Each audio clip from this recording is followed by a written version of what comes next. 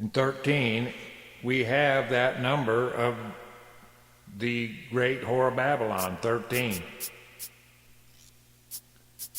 New paragraph, it says, then I heard one saint, capital S, speaking, comma, and another saint, capital S, said unto that certain saint which spake, comma, how, capital H, long shall be the vision concerning the daily sacrifice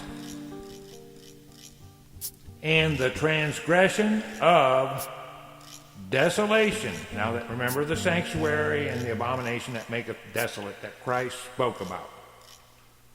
So here it is. And the transgression of desolation, comma, to give both the sanctuary, capital S, comma, and the host to be trodden underfoot, question mark.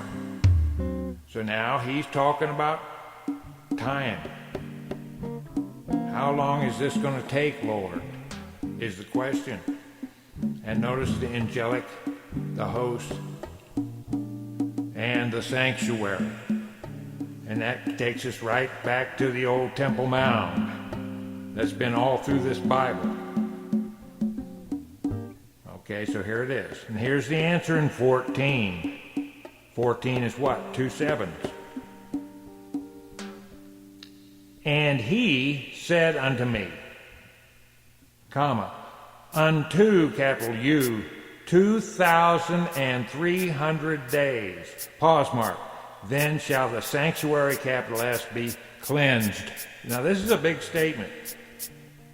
Get the calculator out. Take the Babylonian calendar, plug it in there in days. Or take the Hebrew calendar, plug it in there in days. Even take the Egyptian calendar. Doesn't matter. Plug any of them in here, and you'll see that 2,300 days breaks down to a little bit before 7 years. So you just got a big time clue here.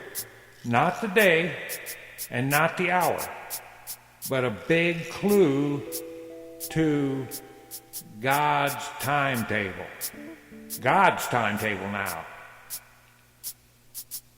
And he's telling you that before that 7-year tribulation is up, he's not telling you the day. He's not telling you the hour.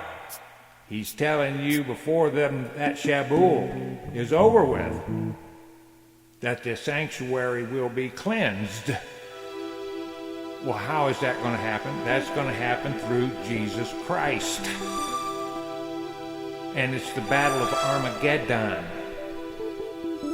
And the world's armies, the king of the north, king of the south, kings of the east, and the Antichrist. All of them charging in there. Jesus Christ will destroy the world's armies. Now, if you want to see that, all you have to do, Zechariah is not a real long book. It's thoroughly described there. But the world's armies will be destroyed. That's just one prophecy on it. It's throughout the Bible.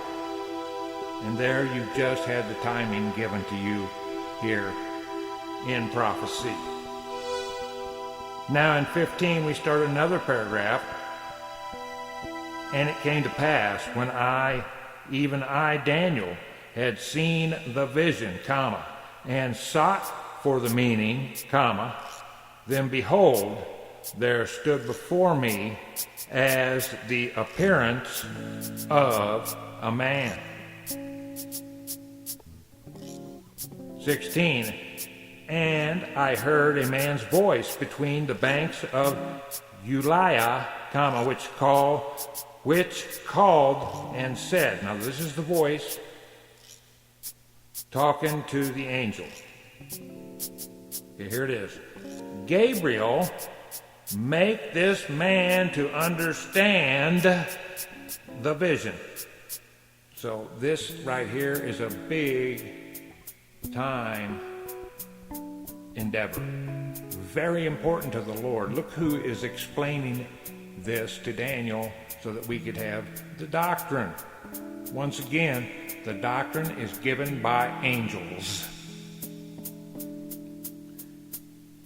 In 17.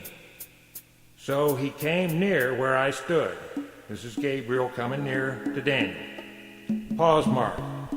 And when he came, comma, I was afraid, comma, and fell upon my face. Pause mark. But he said unto me, comma, big old capital U, understand, comma, O Son of Man, pause mark. For at the time of the end shall be the vision. Okay, now you just got another big time clue as to what he's talking about. It's the time of the end. And what is that? That is the end of time. So this has to do with the end of time. In 18, now as he was speaking with me, comma, I was in a deep sleep on my face toward the ground. Pause. But he touched me and set me upright. So in this case, the saint is set upright. He is no longer in the sleep. He is now awake, and he is able to understand. 19, and he said, behold, capital B, I will make, capital B, behold, comma, I will make thee know what shall be in the last end of the indignation. That's the end of evil and God's anger here. For at the time appointed, the end shall be. So there's another fact. This is a fact. God has a time when he is going to establish his kingdom, and that's it. He established the time, and it will not delay and it will not vary from that time. That's there in 19. In 20, now here it's explained. The ram which thou sawest, having two horns, comma, are the kings, little k, of Media and Persia. And those two names are Iraq and Iran in our day. 21. Notice the number 3 sevens. And the rough goat is the king of Grecia. Okay, there's another clue that this leader, this Greek leader, and we have thoroughly studied the bloodlines of Greece.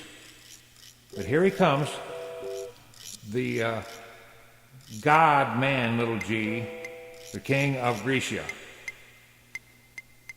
comma, and the great horn that is between his eyes is the first king. And there is that experience that we talked about with this religious zealot of the world promoting this satanic spirit. 22, it says, now that being broken, whereas four stood up for it, 4 kingdoms shall stand up out of the nation, but not in his power. Okay. That is that splitting we're talking about. Kings of the east, north, south, and west. The west being the Antichrist. The groundwork for this being already written up in the Club of Rome documents. And that, they changed their name. They were the Royal Institute of International Affairs before that. And it's ran by Satanists. In 23, And in the latter time of their kingdom, when the transgressors are come to the full, a king of fierce countenance and understanding dark sentences shall stand up. So notice the spiritual charge here. There is Satan's spirit being poured out here into this leader. Notice his ungodly understanding. 24. And his power shall be mighty, but not by his own power. See, it's not the vessel, it's the spirit. They believe in this spirit, this devil inhabiting multiple layers of peoples. So here it is, and his power shall be mighty, but not by his own power. No, because it's Satan's power. And he shall destroy wonderfully, and shall prosper and practice, and shall destroy the mighty and the holy people. See, there's his attack on the saints. You see, as prophecy teaches that when he doesn't get his way, that he takes it out on God's people and starts pushing harder. So here he is on the attack. 25. And through his policy also he shall cause craft to prosper in his hand, and he shall magnify himself in his heart, and by peace shall destroy many. Pause mark. He shall also stand up against the prince of princes, but he shall be broken without hand. So notice that in prophecy says, well, this image is set up. They start to attack the public, either take the mark or die. In the middle of all that is more war. It is really an undoing of what Satan wants to do. Satan is now being plagued. But as his peace agreement breaks up and things get out of control, he takes it out on the public. He takes it out on the saints of God. And notice he's even magnifying himself against Jesus. Okay, in 26. And the vision of the evening and the morning, which was told, is true. Pause mark. Wherefore shut thou up the vision, for it shall be for many days. In 27. And I, Daniel, fainted and was sick certain days. Pause mark. Afterward I rose up and did the king's business, and I was astonished at the vision, but none understood it. So you see how these two old empires that have spread their 15 pieces of Osiris, their mythology, it went everywhere around the whole firmament. And yet, here we see the demise of them, and how it is a ploy for this peace agreement, this 2,300 day peace agreement. And prophecy says this is a renewal of the covenant that he starts this world power with. The Oslo Agreement is a 7-year peace agreement.